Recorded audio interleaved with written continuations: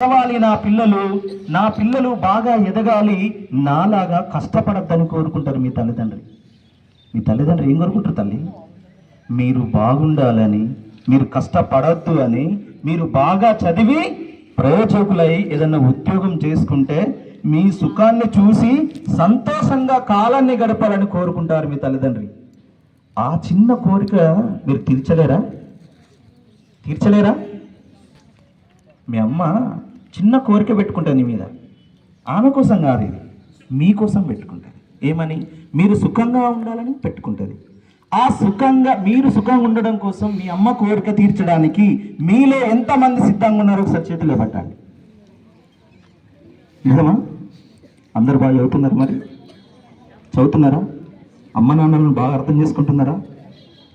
అమ్మ నాన్నని ఏ ఇబ్బంది పెట్టట్లేదా? మీరు ఇబ్బంది పెడుతున్నారా? పెట్టద్దు నాన్న. అమ్మ నాన్న లేకపోతే మనము లేము.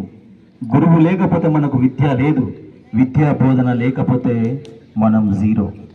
మరి మనం జీరో ఉండద్దు, హీరోలు కావాలంటే చదువు అనేది తప్పనిసరిగా అవసరం మనకు.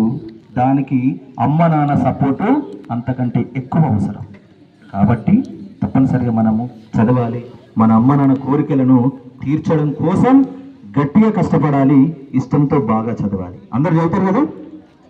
తర్వాత ఈ మధ్య కాలంలో అందరూ షార్ట్ వీడియోలు చూస్తున్నారు.